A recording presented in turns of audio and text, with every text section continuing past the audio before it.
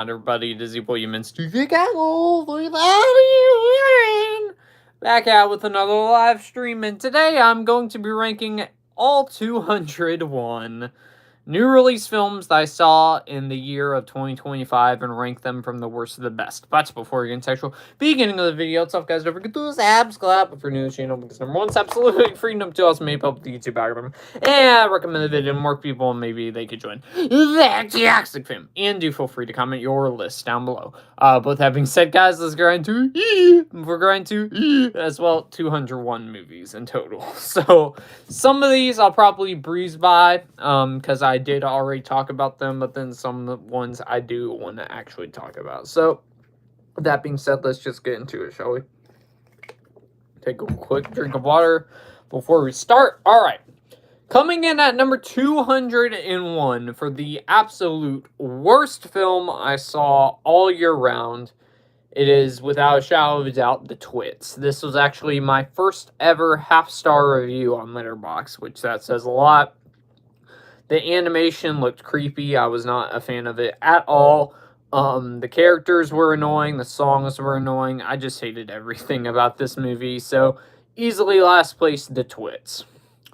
Number 200, I have Kinda Pregnant. So, I'm not too familiar with Amy Schumer, but this was not really a good introduction for me to her humor, because, man, this was not funny at all in the slightest. Maybe I chuckled once, but other than that, really, I didn't find any sort of enjoyment out of it, where Amy Schumer herself plays a very not like a terrible person.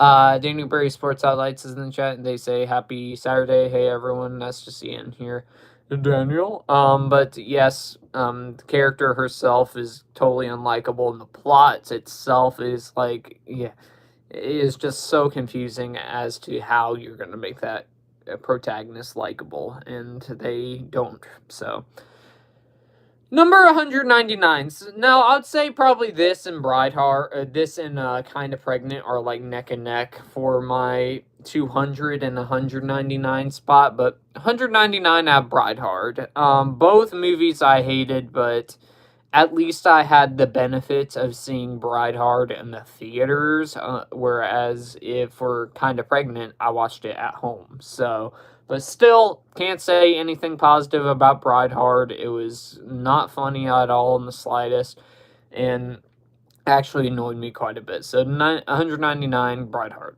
198, Star Trek Section 31. I actually got the 4K Steelbook for this, which that looks cool. However, the movie itself was not cool in the slightest, where it actually came out in January, and I ended up watching it later in the year, and yeah, it was pretty bad, where it's essentially the Guardians of the Galaxy plotline, where you have a ragtag group of, like, random nobodies that team up together and, like, form a family of some sorts, where yep, it was one of the worst versions of that storyline.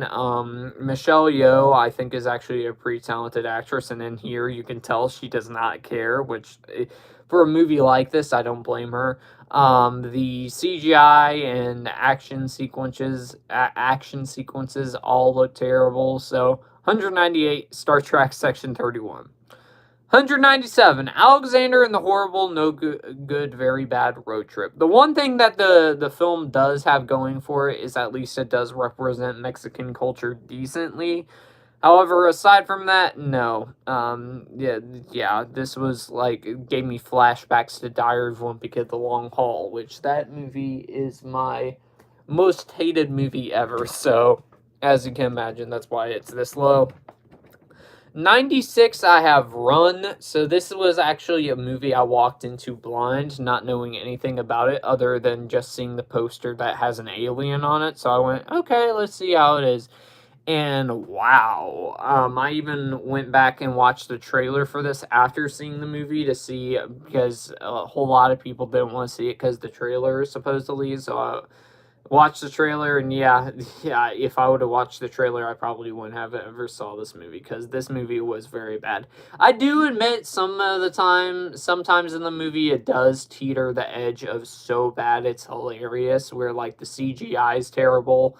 The whole entire thing of how you find out you can actually attack the aliens is hilarious, and they don't even use that, the human characters don't even use that to their advantage at all either. Yeah, and what's funny is we literally watched two people walk out of the movie. That's how bad the movie was. And it was just me, my mom, and two other people, and the two other people left midway through the showing. So, yeah, 196 run. 195, I have The Strangers Chapter 2. You could ask me either day which one I prefer, and I probably would say both are terrible for the two Strangers movies. Thank goodness this franchise is this trilogy is ending next month, because my goodness, it could not be over sooner, because this movie was again terrible. Where literally the story itself, there's no story. It's literally just a 90-minute chase scene, and it's not even entertaining at all in the slightest. I think that Madeline Pesh does good, the main actress, like that's the survivor type of character, the final girl that takes on all the strangers. She acts good in these movies, but the movies themselves are not. Again, it's rated R, and we don't even get that many gory kills in this, where this probably could be PG-13 easily. The two Strangers movies in particular, with The Strangers Chapter 1 and Strangers Chapter 2. I do think overall as a whole, probably the better film of the two Strangers movies, as I do slightly prefer this one, I guess, just because it's not a shot-for-shot remake of the original film. But overall, as a whole, which one would I much rather rewatch? Probably the first Strangers over this one, but still, pretty neck and neck, and I'm just excited for this franchise to finally be over after for next month. 194 in the Lost Land. So kind of the same sort of story that I had with Star Trek Section 31. I watched this without watching a trailer, and I watched this months later after the movie came out. I already knew it had a bad reputation, and yeah, it was pretty bad as well. Where at least I do appreciate the effort they put into this one of trying to make a world at least appear to be cool, and like the werewolves and stuff they have introduced here, they at least tried to make it look decent for like a lower budget film, so it had that going for it. But aside from that, it's just generic. You've seen it before and done way better. 193, Playdate, which is a Amazon Prime original movie that you have Kevin James and Alan Richardson in here, where them two are essentially best friends that just met up for the first time, and like were newly best friends, I should say. And the acting was terrible. I didn't laugh once, and yeah, I was not a fan of Playdate. Excuse me. Let me take a swig of water too. Under 92, I have Smurfs. Went into this movie thinking it was going to be bad, and yeah, it was bad. I will give it its credit, though, why it's not, like, in my bottom 10. At least I believe it's not my bottom 10. I don't know for sure. The one thing it has going for it is at least the music is somewhat catchy, and the animation itself is somewhat decent. But other than that, Rihanna is not good at all as Smurfette. They still make the decision of all the other Smurfs movies to still tell some of the story in live action, which I just thought was pointless. I think they should have just stuck to the animation, which they didn't. And yeah, Smurfs was as bad as was bad as I was expecting it to be, but not as bad, not terrible, I'll say. Not like F, I'd give it a D. 191, I have Pumpkinhead, which was a straight-to-Tubi original film where it's essentially, it's not, people got confused a lot where people thought it was like a remake of the original Pumpkinhead movie, like back in the 80s, I believe, and it's not that. It's based off a not Stephen King, R.L. Stine story, which ended up not being, that's kind of similar to the original Pumpkinhead movie. And yeah, this was not good at all either, where the cast itself is like a cast you've seen in like a lot of lower budget, terrible movies. So yeah. 191, Pumpkinhead. 190, I have Flight Risk. The reason why it's not lower is just because at least I have some guilty pleasure with Mark Wahlberg's performance in this, because he's definitely hamming it up to 11 as the character he's playing, where he's kind of funny every single time he's on screen, but the main problem is they don't really focus on him the majority of the time on screen. And early on, I knew immediately what I was in store for once you had that opening to the movie where it shows like a CGI moose and stuff. I was like, oh my gosh, this is gonna be bad, ain't it? And yep, it ended up being bad. So 190 Flight Risk. 189 The Parenting. I would say from here on up, I think these movies are just very meh. Or no, I would say they're still bad, but they have some positive things going about it. But 189, I have Soul on Fire. The movie, it's not. It's one of the worst examples of faith-based movies out there, where it completely, like, it might as well be an insult to the story. CGI and green screen look terrible in this. The acting is not very good. I do think the acting does get a little bit does get a little bit better once you go towards the end of the movie, but that's not really saying a whole lot. It comes in here at number 8, 189. 188, I have The Parenting, which is a straight to HBO Max movie where you have this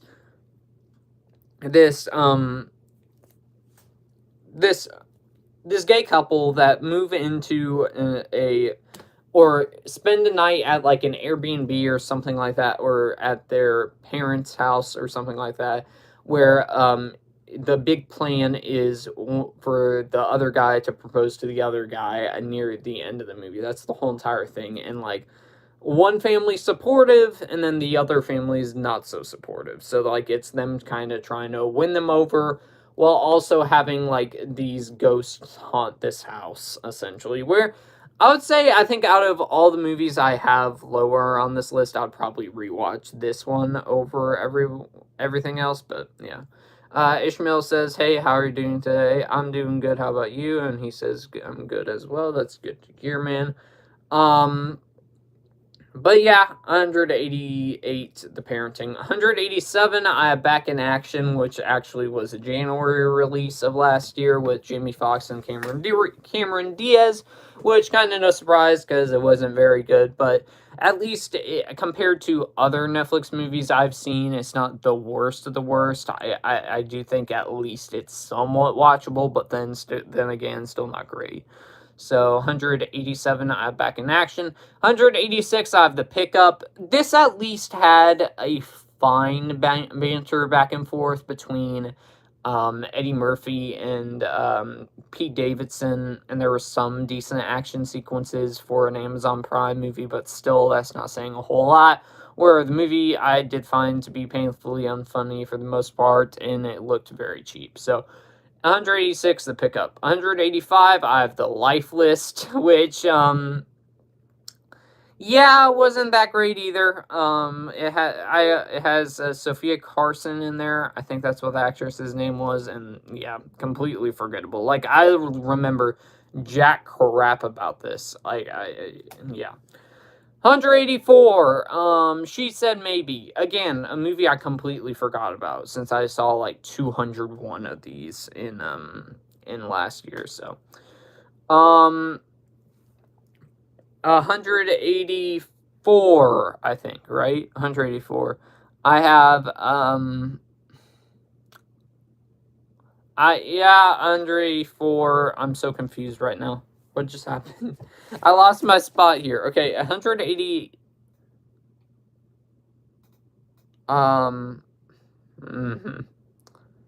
That's so tough. I just lost my spot entirely. So we have 189, 188, 187, 186, 185, 184.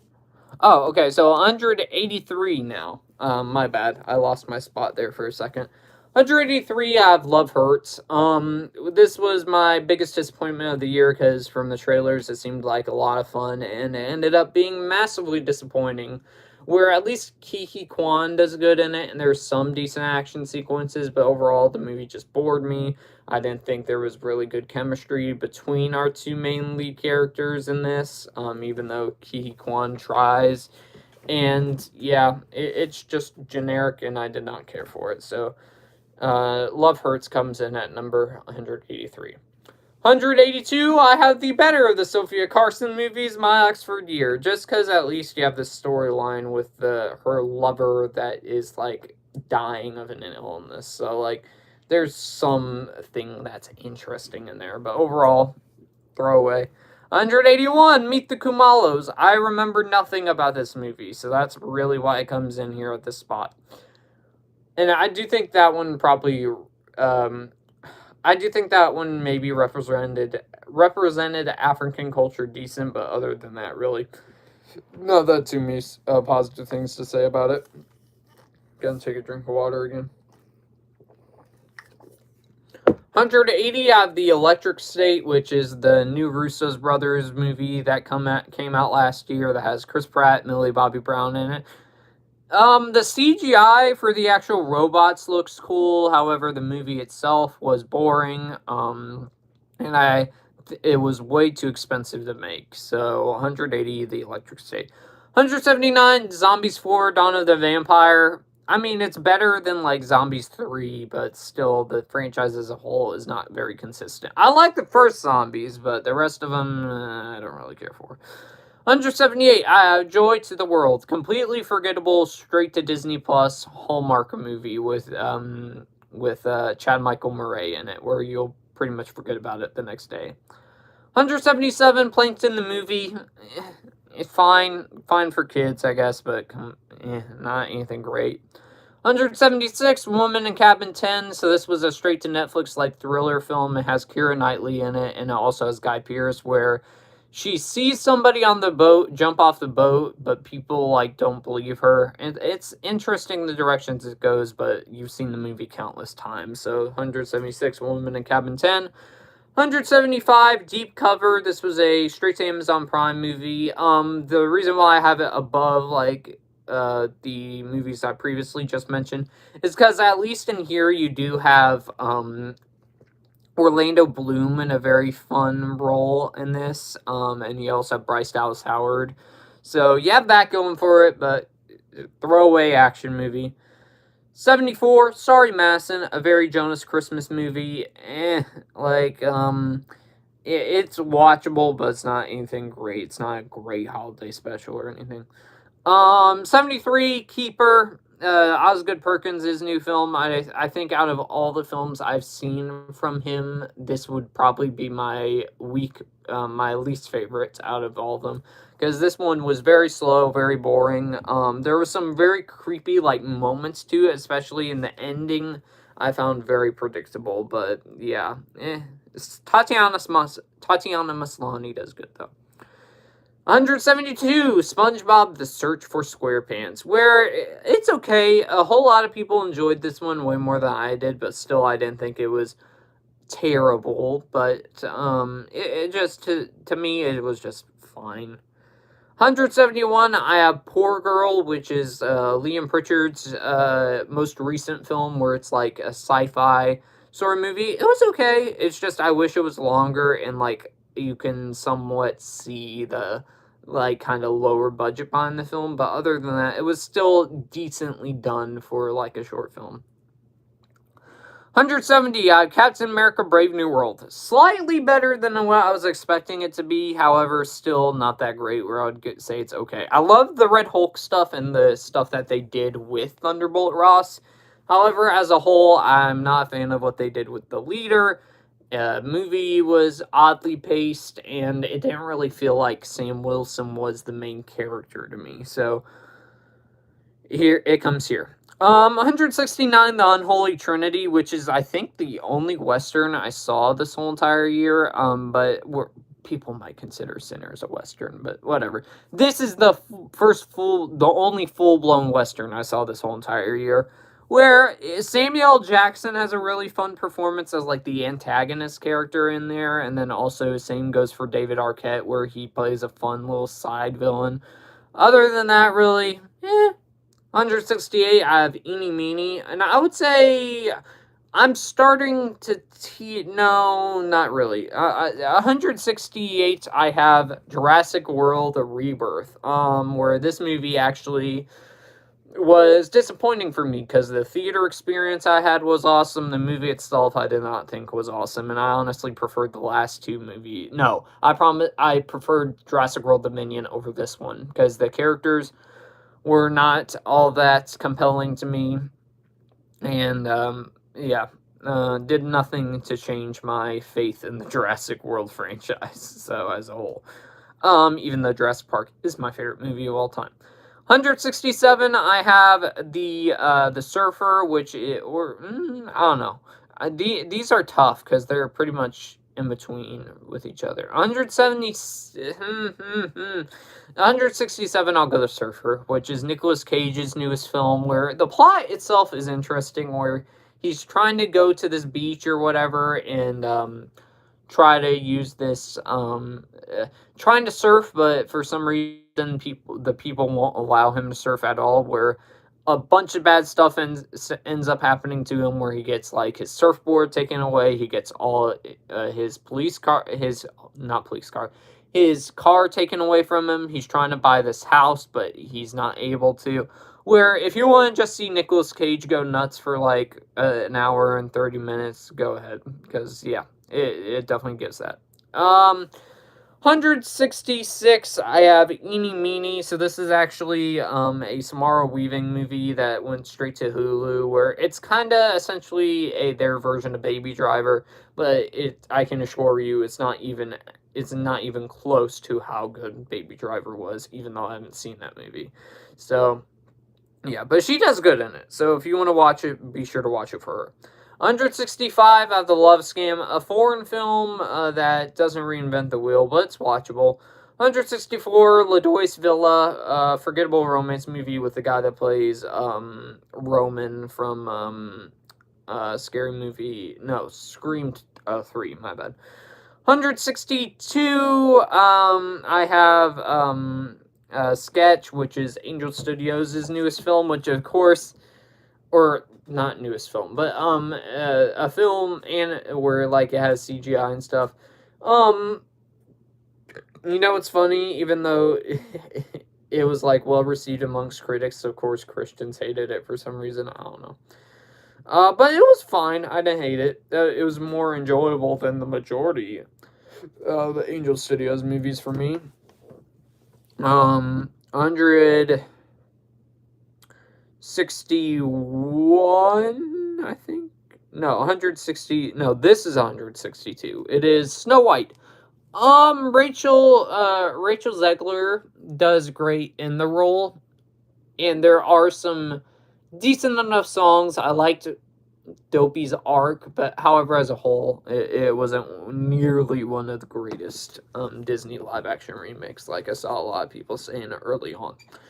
161, Happy Gilmore 2. I forgot when I did my top 5 most overrated movies of the year, I forgot to put this one on there because there was a lot of toxic discourse with this one where people hated each other for like not liking the movie or liking the movie, which I just thought was I just hate it. I don't understand why we can't all just have different opinions on anything in life, but oh well. But as a whole, I still love the first one, but this one was just okay if you want to revisit Adam Sandler as Happy Gilmore. So 160, Odessa, straight to Hulu movie with Sadie Sink in it, where there was some really cool sci-fi visuals in it, and there were some catchy songs, but it was a weird movie, but I didn't hate it. 159, this is probably going to be a hot take that it's not even in my bottom 10 of the year, but oh well, it's my thoughts on the movie. Hurry Up Tomorrow. I thought this one was not nearly as bad as people were saying. Because, like, once you know a lot about, like, The Weeknd's real-life story, I do think it starts to connect the dots a little bit more, where I do understand the movie and, like, understand what he's trying to go for, but it did bore me, to be fair. But I didn't think it nearly deserved all the hate that it got. And, of course, The Weeknd songs were great. 158, The Old Guard 2, with Charlize Theron in it. Not nearly as good as the first Old Guard, but still watchable if you want to see that story go on of like these guys that are this army group called the Old Guard that essentially can't die. 157, Oh What Fun, straight to Amazon Prime movie. That was fun. I didn't hate it. It was like Michelle Pfeiffer is in it. It has a pretty star-studded cast, but fine. 156, I have Shadow Force. This was actually surprising because I was expecting it to be dog water, and it was somewhat entertaining where I didn't hate my time with it. There were some cute moments with the family in it, so yeah, I'll put Shadow Force there. 155, Until Dawn. As somebody who's played the game, it is not accurate to the game at all. However, if you take it on its own merits, it's a perfectly watchable like movie, but it's not anything great by any means. 154, Ballad of a Small Little Player, straight to Netflix movie with Colin Farrell in it, where he does good. If you're watching it, definitely watch it for him, but the whole entire movie is just a mind trip type movie, but other than that, yeah. 153, I have Karate Kid Legends. Disappointing, but still watchable, at least. I actually enjoyed the first part of the movie with the story that they were trying to tell, but I did not enjoy the second half of the film because it does generic Karate Kid stuff. 152, I have Dead of Winter, which was a movie that has Emma Thompson in it, where she's like out there in the out there in the winter time in this forest or whatever, and she sees somebody that's captured, and she's trying to save her essentially. 151, Memory, Liam Pritchard's newest film, where he it's a murder mystery. It was a decent. Okay, I would say like from here on up, I do like these movies now. I don't hate them. I would say I like these movies now, even though I do think that they're flawed. Which Memory, I liked it, but I do think it needed to be a little bit longer. I think I'll say. Did I put Wicked for Good on here? I might have accidentally not put Wicked for Good on here. Okay, we do have Wicked for Good on here. Okay. That's still a little bit high for it, but oh well. 150, Paddington and Peru. I love the first two Paddington movies, but this was disappointing compared to the other two, but I still overall thought it was cute enough. 149, Last Bullet. I do admit I was a little under the loop with this one because I didn't see the first movie that this is a sequel to called Lost Bullet, I'm pretty sure. So like a lot of the time I was pretty confused as to like some of the story directions, but we're definitely, I think it deserves another rewatch, but overall as a whole it was decent. But there's a really great action sequence in here, I will say, that takes place on a bus that was awesome. 148, Last Rodeo. Angel Studios does not have the best tracker record with me, but I actually did like this one where it has Neil McDonough that delivers a great performance in it. And the story itself is compelling while being a story that you've seen done before many times. 147, Lilo and Stitch. I did this in a double dip with Mission Impossible Final Reckoning and this, where Mission Impossible Final Reckoning definitely preferred over this, but this one was still fine. The main actress, I don't know what her name is, but the main actress that plays Lilo in here, I thought she did a great job. However, I'm not a fan of how they used Jumba in the movie, and it doesn't help that Zach Galifianakis felt miscast in the whole entire role, so. 146, Dogman. So this is based off like the same comics that were done by the people that made Captain Underpants, which overall as a whole, for movies wise, I definitely still prefer Captain Underpants, but this is not too far off from that. The animation was beautiful, but 145, we have Becoming Led Zeppelin, one of the few documentaries I have on here where, as a documentary, it was decent, but I'm not a big documentary guy, so it comes here. 144, I have Den of Thieves 2 Pantera. I preferred this over the first Den of Thieves, but still had quite a few flaws with it. 143, I have Another Simple Favor. Actually preferred this over the first Simple Favor, but still, again, not that great. 143, Straw.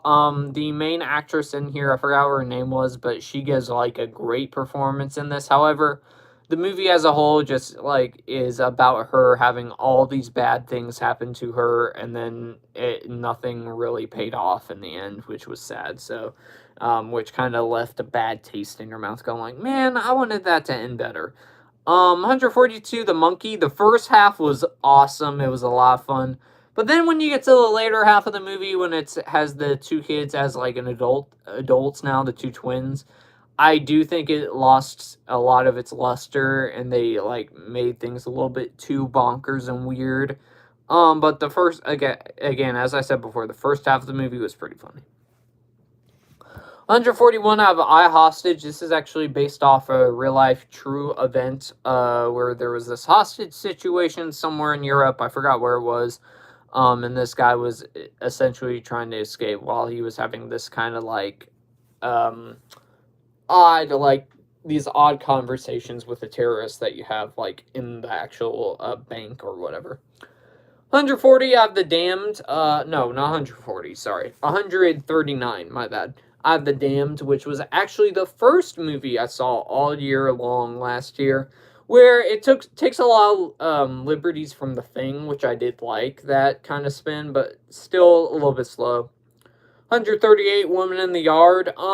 Some of the stuff that they tackled on here was certainly interesting, and the way they approached the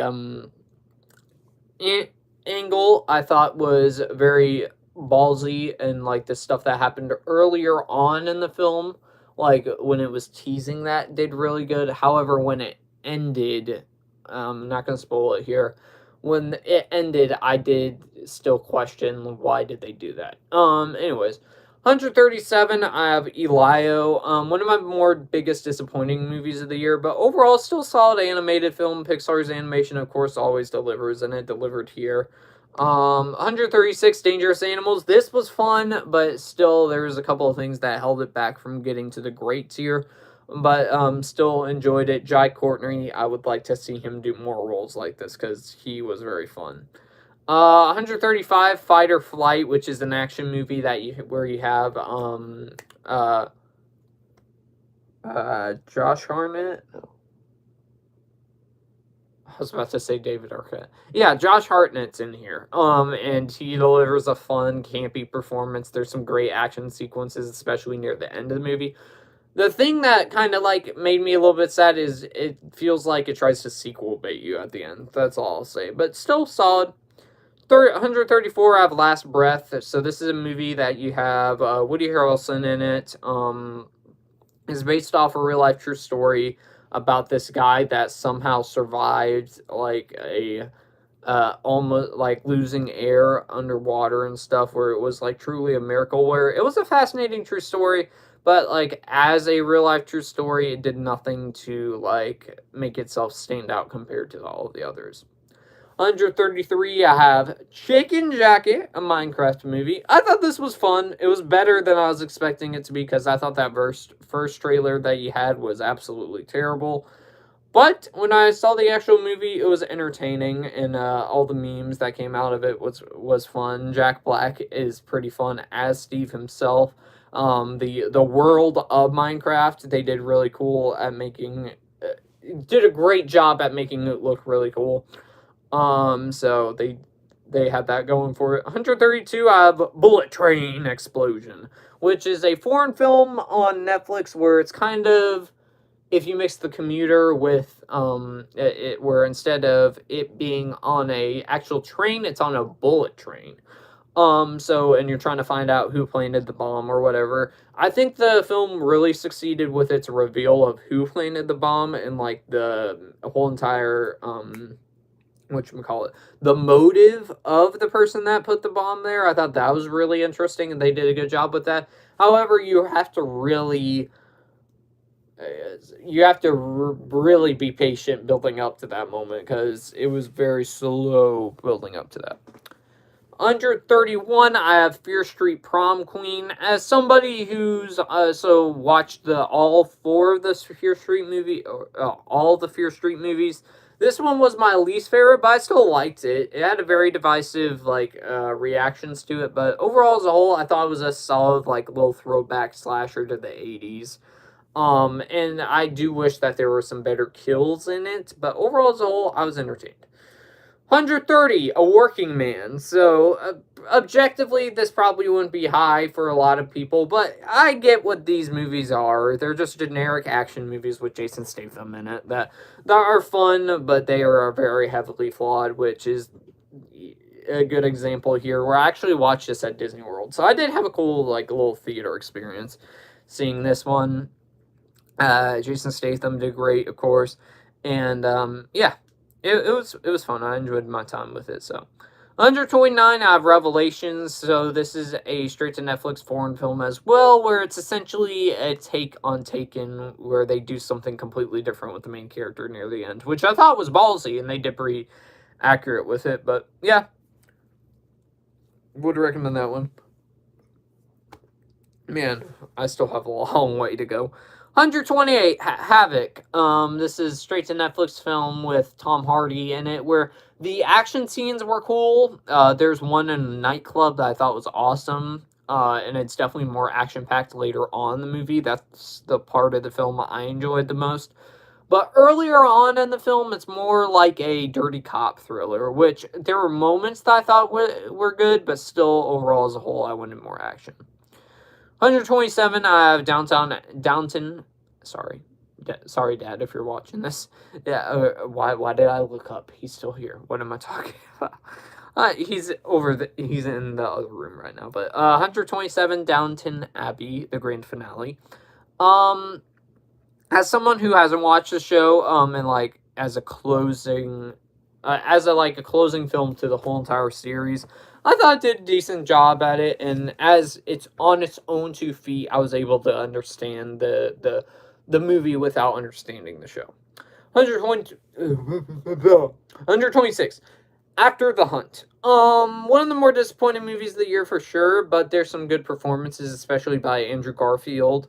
Luca Guadagnino did a great job at directing it. However, again, bored me. I got bored easily a lot by quite a few movies last year, I should say. 125, I have Ash, which is a movie set in space with, why am I blanking out on the guy's name? With Aaron Paul in it, and there's this whole entire mystery of how all these crewmates died and stuff, where there's aspects of the Thing in there's aspects of Dead Space, there's aspects of a whole lot of different things that I did like. There was a cool little visual style to it, I will say, but it did have a lot of shaky cam that kind of made me nauseous a little bit. Take another drink of water.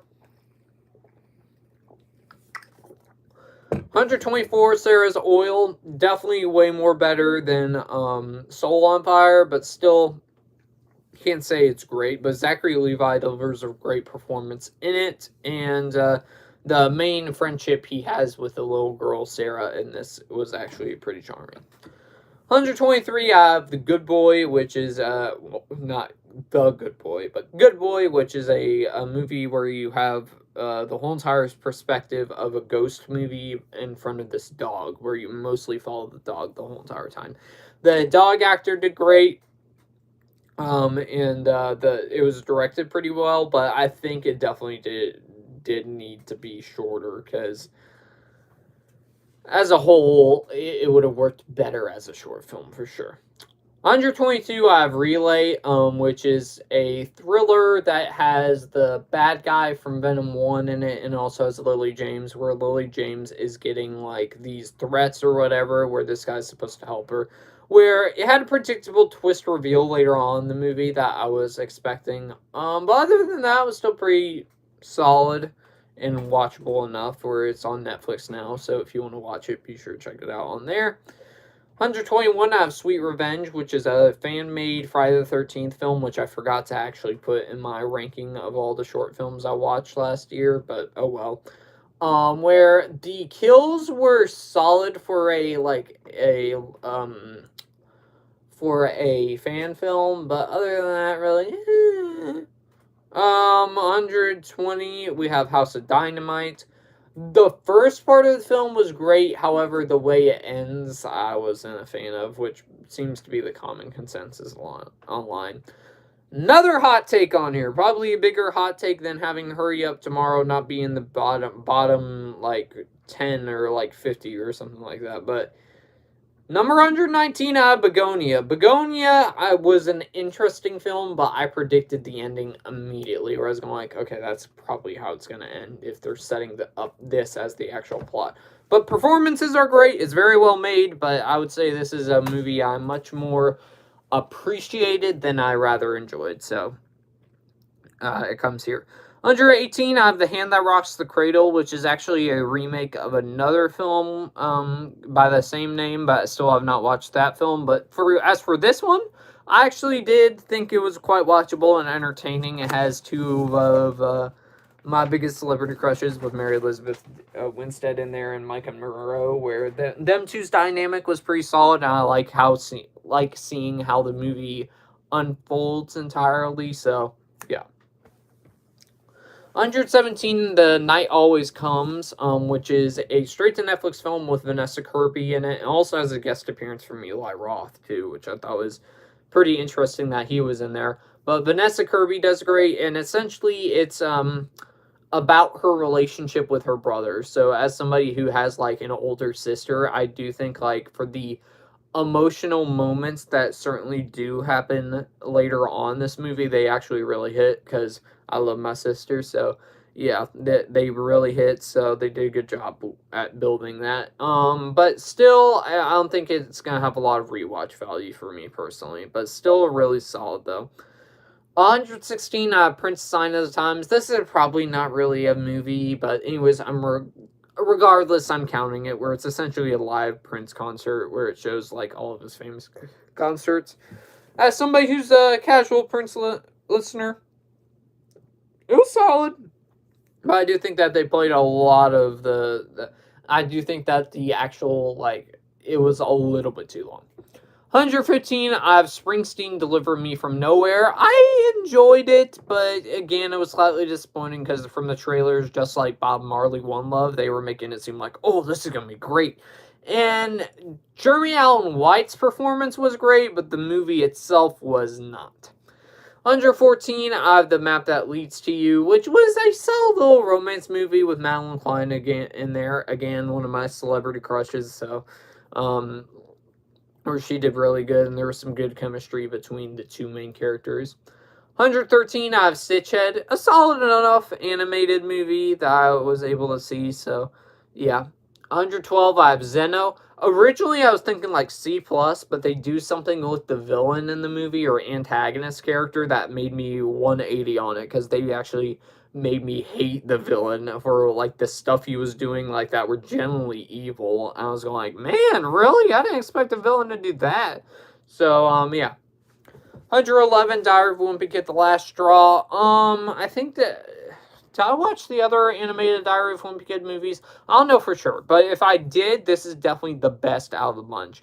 The animation itself is beautiful, but the story essentially just mixes the three stories that we already have in live action form. So mixes some parts of the Diary of Wimpy Kid story. It mixes some parts of Roger Rules, and then it also mixes some parts of Dog Days in there. So especially Dog Days. But they don't really include any of the Last Straw stuff, which is sad. But oh well. 110, My Secret Santa. Again, another surprise, because I was expecting not to like it, because I saw it straight to Netflix original film. I went, ugh. But it was actually pretty decent. Where it's essentially role swap Mrs. Doubtfire, where you have a woman trying to get a job so she can pay off like her daughter's stuff or whatever. So she sees an opportunity as a Santa, and she ends up doing that. 108, The Christmas Ring. Oh, no, sorry, 109, Now You See Me, Now You Don't. I've been okay on this franchise so far, and I thought this one was okay too. But there are some cool tricks in it, though, and I did like the banter between the new cast and the old cast. 108, I have The Christmas Ring. My mom got tickets for me and her to see this, along with some friends. It was fine. I didn't hate it. 107, The Lost Chapter, Yuki's Revenge. Again, probably another movie that people wouldn't count on here, but anyways, my list. Where it's actually a movie you're able to watch in Fortnite, which was actually a pretty cool experience, where it's the lost chapter of Yuki's Revenge against the bride. So it was cool in that context. 106, Fixed. This is the newest raunchy animated dog movie that's rated R on Netflix that came out a few years ago. No, not a few years ago, a few months ago in August, I believe. Where, as a whole, I might have chuckled here and there once or twice, but the animation itself I did like a lot too. However, I didn't think the voice acting was all that strong, so that's why it comes here. 105, Megan 2.0. Not as great as the first Megan, but I still did enjoy it. I did like the switch of Megan being a good guy now. Even though I still prefer Megan as a horror killer instead. 104, Wrong Paris. Solid enough little romance movie with Miranda Cosgrove on Netflix. So, I had a good time. Where it's this competition of trying to find out who this guy's love interest might be. 103, Eddington. Eddington was better than I was expecting it to be, because I was gonna I'm not gonna like this one, aren't I? Because I heard all the early reviews, and it was interesting. Joaquin Phoenix does great, Pedro Pascal does great, the limited time he's on screen, and them two's dynamic is pretty solid, so, yeah. 101, Song Blue, which is the... No, actually, no. 101, Wicked for Good. One of the biggest disappointments of the year, while still being a very well-made movie. 100, I have The Housemaid. The first half, I do admit the script was pretty rough, but the later half of the movie definitely saved it, where it was pretty wild after that. And you do see Sydney Sweeney's in this movie. That was a plus. 99, yeah, 99, I have Song Blue, which originally I thought was fine, but I have started to appreciate it a little bit more, where Hugh Jackman delivers a great performance in this. His chemistry with Kate Hudson's pretty solid too, so definitely recommend. 198, Tron Ares. The music is fantastic and the visuals are fantastic. As a whole, the movie was underwhelming, but still a cool little theater experience seeing it in 3D Dolby. 97, Halloween Aftermath, which is a full-length fan film where it takes the events of Halloween Kills and Halloween Ends, where it adds a middle chapter in between there just to show what Michael Myers essentially did in between there, where it was well made, but I do think it was very long for a fan film, so yeah. 96, I have Freaky Tales, which is an anthology that has Pedro Pascal in it. One of the stories I didn't like, but the rest of them I did like, so. 195, Big Bold Beautiful Journey. I seem to be in the minority. A whole lot of people enjoyed this one. Did not enjoy this one, sorry. But I actually enjoyed it. Colin Farrell delivers a great performance. So does Margot Robbie, even though I do admit the characters themselves don't act like normal human beings with the dialogue that they're given. But it was a cute enough romance movie. 94, Five Nights at Freddy's 2. I can't do it. Still preferred the first film by wide margin, but I didn't think it deserved all the hate it got, because I saw so many people, so many people just hating on the fans for enjoying the movie, when, why can't we just enjoy what we enjoy? 93, I Know What You Did Last Summer. This was actually my favorite out of the whole entire franchise, which I know is a massive hot take, but I actually really enjoyed this, like, little Scream spin on it. 92, Caramello, a cute enough dog movie that went straight to Netflix. 91, I have Freakier Friday. Solid enough legacy sequel that was harmless and entertaining. Where I had a great theater experience with that as well. 90, I have Spinal Tap 2. Never saw the first Spinal Tap, but this one was fun. Or rest in peace, Rob Reiner. 89, Avatar Fire and Ash. The action scenes were great. The visuals, of course, were great. However, it's my least favorite out of the Avatar films.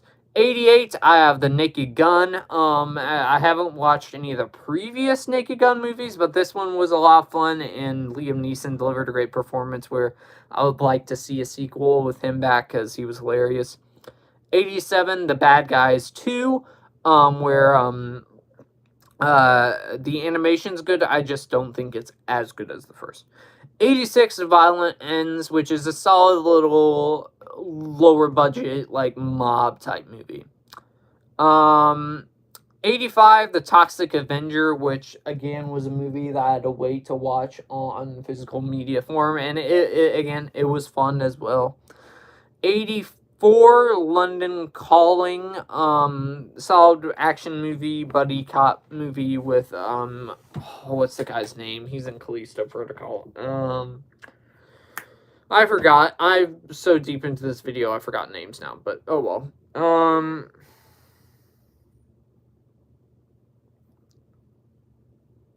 Crap. I just got so lost there.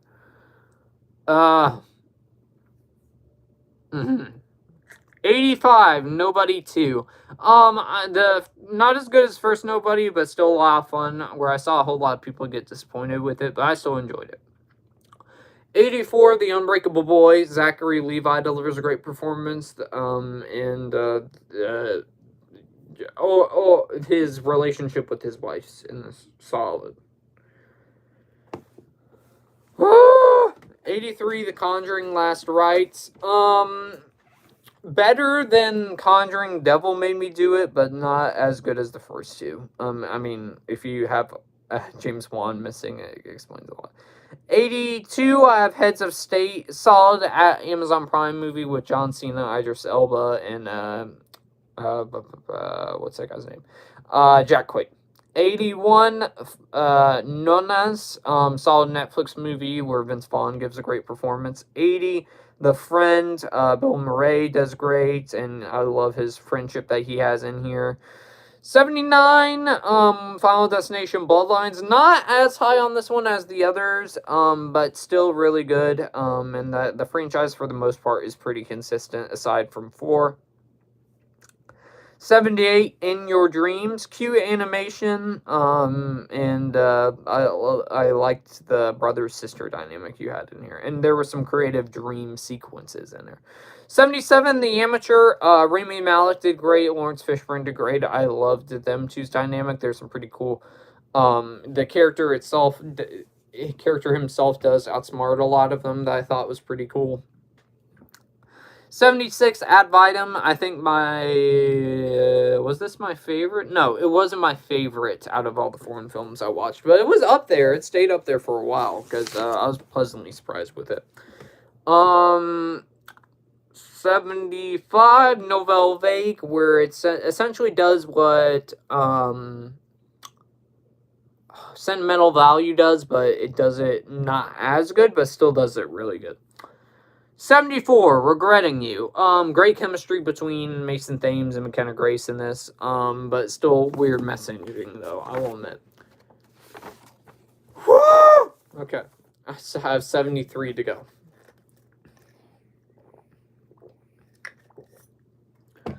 Alright. 73, Ella McKay. Good performances, and yeah. 72, Silent Night, Deadly Night, which I actually did in a double feature with Ella McKay. As somebody who's never seen the original, I actually thought it was a very solid remake, and I did like the Venom approach that you had in here with the main character having a voice in his head. 71, The Smashing Machine. Rock delivers a great performance where I would want to see more of performances like this out of him because he did great. 70, I have Jay Kelly, great performances by George Clooney and Adam Sandler. 69, TMNT Chrome Alone 2, Lost in New York, which was a short film, which was very enjoyable. 68, Shelby Oaks, Chris Stuckman's debut film, where I thought he did really good for a directorial debut. 67, Eleanor the Great, great performances in there, and it's actually directed by Scarlett Johansson, fun fact, so pretty cool. 66, Clown in a Cornfield, very fun. I never read the book, but there are some great kills in this. 65, Predator Killer Killers, my least favorite of the Predator movies that we got this month, but still really good. The animation is really awesome, and I love them telling different stories, like in an anthology route. 64, Wolfman, my most overhated movie of the year. I saw a lot of people hating on this, but I actually really enjoyed Wolfman for what it was. 63, How to Train Your Dragon. Of course, nowhere near as good as the original trilogy, but still really good.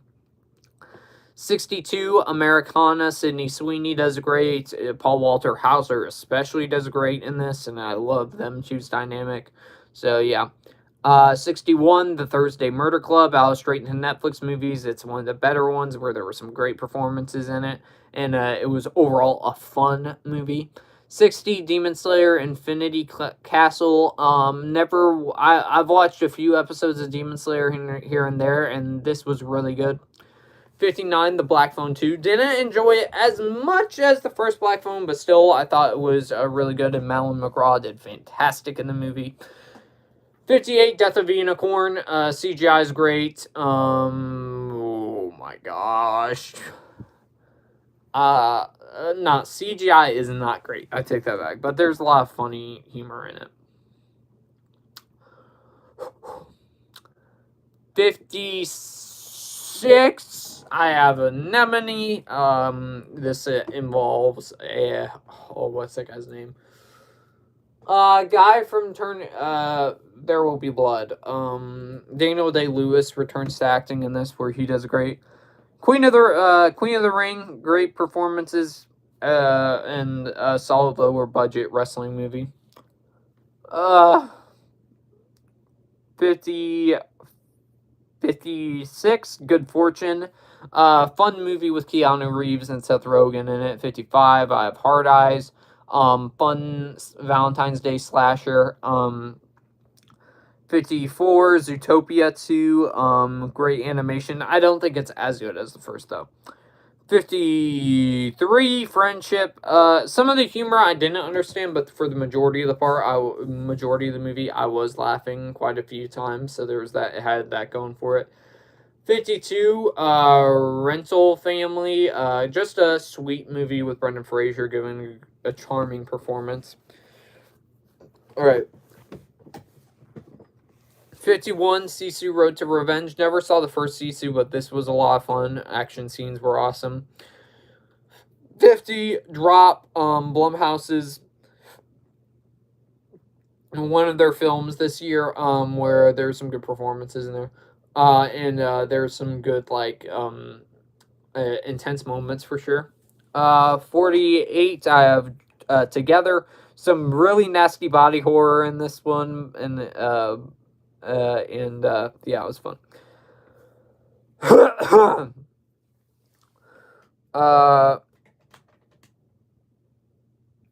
47, I have The Running Man. Glenn Powell does great, and I loved the movie for the most part until you got to the ending of the movie, which made it a little bit frustrating. 46, I have The Phoenician Scheme, way better than Asteroid City. Benicio del Toro does great. 45, I have Presence, which is a whole entire ghost movie from the POV of the ghost, which was pretty interesting take on that genre. 45, I have 46, I have Eternity, my bad. Didn't love it as much as other people, but still a really cute romance movie. 47, 5, I have Christy. Sydney Sweeney delivers a fantastic performance where I would like to see her get some award praise because she did great. 44, I've Caught Stealing, Darren Aronofsky's newest film where it was a lot of fun. 42, 43, speaking of a lot of fun, I have Roofman, Channing Tatum delivers a great performance. 42, I have The Senior, actually one of my favorite Angel Studios projects we've ever gotten, where it's a sports movie with Michael Chiklis, where he does great, and it's based on a real-life true story of, like, a former football player that didn't get to finish college, and he ends up getting put into the, football game. 41, I have Locked. Bill Skarsgård delivers a great performance, and I like the dynamic he has with Anthony Hopkins in the movie. 40, Sentimental Value, just a great look into filmmaking, of course. 37, I messed up so bad, I didn't even realize. 36, Sweet Boy, Texas Chainsaw Massacre fan-made film that was really well done at, and it did a great job at in capturing the 2002 Texas Chainsaw Massacre movies. 35, Mission Impossible, 33, Mission Impossible, The Final Reckoning. Disappointing as, like, a closing to the Mission Impossible franchise, but I still thought it was great, though, in that airplane action scene. Man, woo!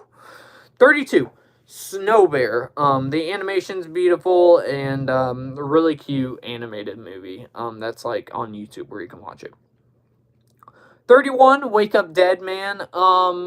Not as good as Knives Out, but I did prefer it over Glass Onion, where there's some very interesting topics. The cast, of course, is star-studded.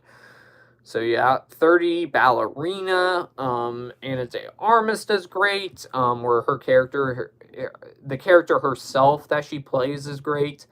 There's some fantastic action, of course. 29, I have Weapons, great horror movie, which ironically I just got on 4K Steelbook. So there's that. Look at that. That looks really cool. Can't wait to rewatch that whenever I get the chance. Amy Madigan's fantastic as Aunt Gladys, by the way. 28, I have Life of Chuck, which is based off a Stephen King short story that isn't a horror film. So it was interesting to see that. Tom Hiddleston, for the limited time he's on screen, he does great. And I did enjoy each and every single one of the stories. 27, Ballad of Wallace Island, where overall it's just a feel-good movie. I enjoyed my time with it. 26, Wallace and Gromit, Vengeance Most Foul. I love Wallace and Gromit, so as you can imagine, I enjoyed it.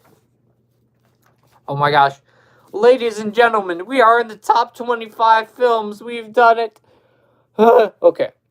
25, Companion. Wallace and Gromit was the first movie that last year that I gave an A-. This was my second. I loved Companion. It was a lot of fun, and I've actually introduced it to a lot of different people. With my mom, with my dad, my sister, my brother-in-law, my two best friends. I've introduced it to them, so. 24, Warfare. Based on a real-life true story. I don't know where specifically it is, but it's a great war movie, and it's so accurate to that time period. And the sound design, man, amazing, by the way. 33, Train Dreams, which was actually a surprise, because it seemed like a movie I wouldn't really enjoy, and I actually did really enjoy it, where Joel Edgerton, I think, is definitely should get nominated for best performance because he did great. I don't think he should win, but I think he should at least get nominated because he did really good. 22, I have Naza 2, definitely way better than Naza 1, and the action sequences and the music and everything is awesome. 21, The Roses, overall just a cute little romantic couple movie that I really enjoyed. 20, Joker's Wild, which is my favorite fan film that I saw all year round, where you have David Howard Thornton playing the Joker, and he has, like, these not interrogation, but he's essentially keeping Robin captive and doing stuff to him, where it was really well done, and I'd like to see David Howard Thornton play the Joker, because he did great here. 19, Day the Earth Blew Up. One of the biggest surprises of the year, because I went in, like, expecting to like the movie, but not love it as much as I did, because I loved that, and I've watched it countless times since.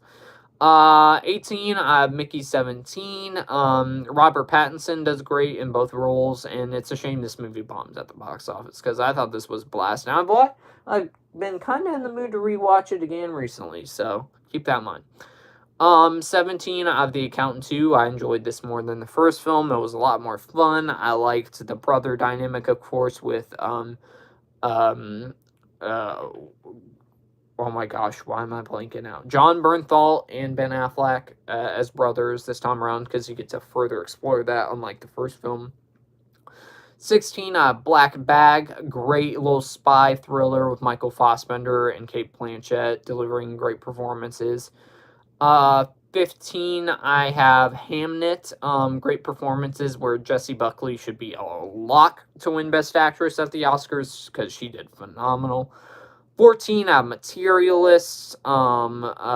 Chris Evans, Dakota Fanning, and Pedro Pascal all did good in this love triangle movie. So 13, I have One Battle After Another. Probably a hot take that's not my top 10, but it's still pretty high. It's in my top 15. I still loved the movie as a whole, but it doesn't reach, like, my favorites of the year. But it's still a great movie.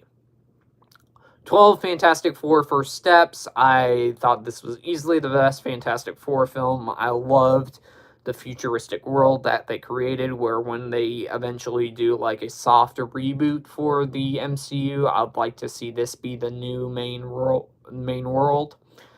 11, got Predator Badlands. Awesome movie, where it might be my favorite Predator movie. So keep that in mind. I don't know. I'd have to rewatch it again, but I really dug Predator Badlands. I saw it twice in theaters, which is rare for me to say when I see a movie, but yep. 10, I have a little bit of a mixed bag, because most people either love this movie or hate this movie. But I have 28 Years Later. I'm someone who loved the directions that they took, and I'm looking forward to see how they continue it with 28 Years Later. The Bone Temple. I liked the more vicious side of the infected this time around. There's the main kid actor, Alfie Williams, does great. Yeah,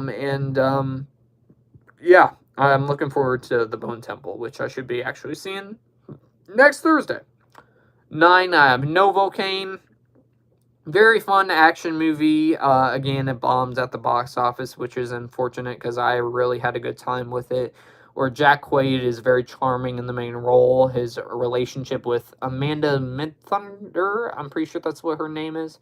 I forgot. It's something like that. But the chemistry between them two is really good. The action sequences are awesome where he can't feel pain, so, like, that he uses, like, breaks his arm or whatever to free himself, which is kind of cool. So, yeah, I had a fun time with Novocaine.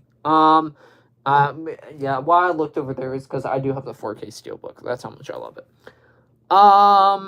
8, I have Not Just a Goof. I'm not a documentary guy, whatsoever, but I loved this documentary. I thought this was perfect. For those who do not know, Goofy movie is my 10th favorite movie of all time. I love a Goofy movie. It is my favorite Disney film. And seeing how the movie was made, and they added this very cool little animation style, how they made it too, which was very nice. So, yeah, loved Not Just a Goof. And I'm not a big documentary guy, but I wouldn't mind rewatching that again. 7, I have F1, a blast of a movie where Brad Pitt does great. The main score by Hans Zimmer is absolutely awesome. I love it. The racing sequences are great, where if Mission Impossible doesn't win, like, best stunts, I think F1 should, because I think they did great stunts here. Number 6, just edging out the top 5, just edging it out, but I have The Long Walk, where over time, eventually, maybe it will dethrone Frankenstein, which that's the next spot, by the way, but Long Walk, I thought, was fantastic. I loved it even more the second time, where I actually upped it half a star, where it really is, like, pretty bleak, but it's pretty realistic to how the world is now, where it did a great job with that. I cried multiple times to this movie, where it's easily the most emotional movie I've seen all year round. The performances are all fantastic. Of course, the main two being Philip Seymour Hoffman's son in here, and dang it, what's that guy's name? The guy that's from Alien Romulus. I forgot what the guy's name was. But them two, great. And yeah, I loved The Long Walk. Now, top 5, people. Woo!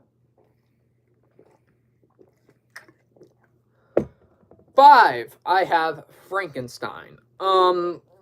Originally I wasn't sure how I was gonna end up feeling on this one, but I actually did love it. And that 2 hour and like something minute runtime actually didn't bug me.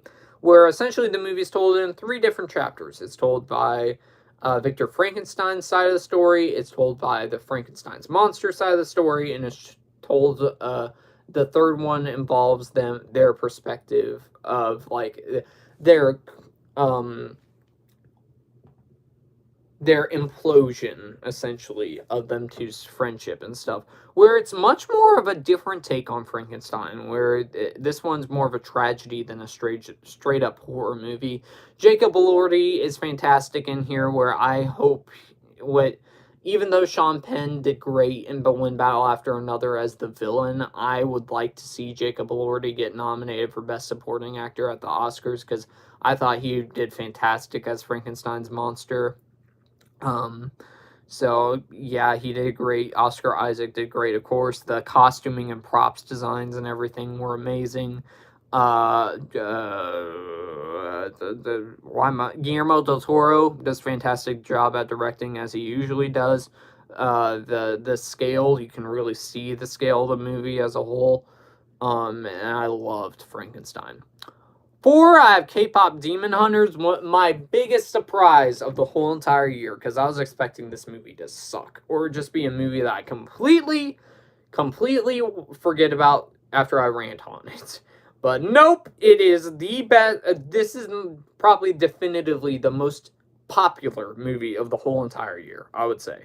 Because everybody knows what K-Pop Demon Hunters is. The soundtrack's awesome, the animation's beautiful, the characters are great, the fight scenes are awesome. I loved K-Pop Demon Hunters, which I was expecting just to rant on it as soon as I get done watching it, then forget about it the next day. But no, it is my biggest surprise of the whole entire year. 3, I have Thunderbolts.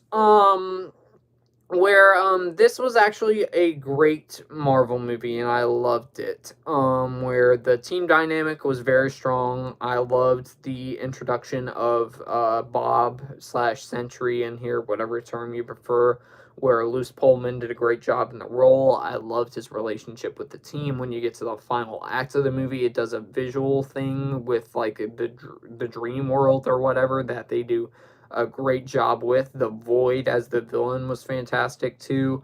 I loved Thunderbolts, and I actually saw this movie one of the rare few times where I saw a movie twice in theaters, and it's this right here. And same could also be said for number 2, Superman. I saw this movie twice in theaters as well. I loved Superman, where it's literally neck and neck for me with Man of Steel for which Superman I love more. But right now, because recency biased, I'm actually leaning towards Superman with this year, because I love James Gunn's New World. David Cornsweet did fantastic in the role. Nicholas Hoult was also really good as Lex Luthor, where he delivers a really good performance too, and I can't wait to see both of them again in Man of Tomorrow. I enjoyed the Justice Gang. I enjoyed the action sequences. There were some really good emotional moments, especially the scene you get with Pa Kent in here. Yeah, I loved Superman, and it's actually in my like favorite comic book movies of all time now. I loved it. But my number 1 favorite movie of the whole entire year, and I loved it even more the second time I had saw it, and that is Sinners. I loved Sinners. The whatchamacallit, the music, fantastic. If that doesn't win Best Music at the Oscars, that is a crime against the humanity. Ryan Coogler does a great job at directing. The characters themselves, like if you're talking about Remick or the Smokestack Twins. Them three are all great characters. The vampire stuff, even though most people say, it's not really that great compared to the rest of the movie, I still get a blast out of. So, yeah. For number one, my number one favorite movie of the year, Sinners.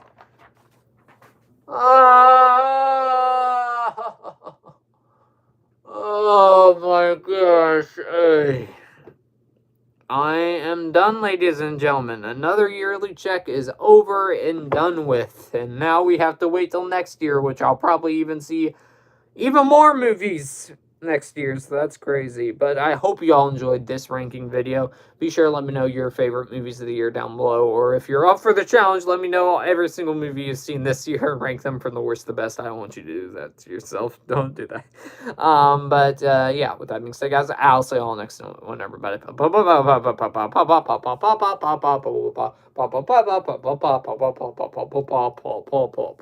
Peace out.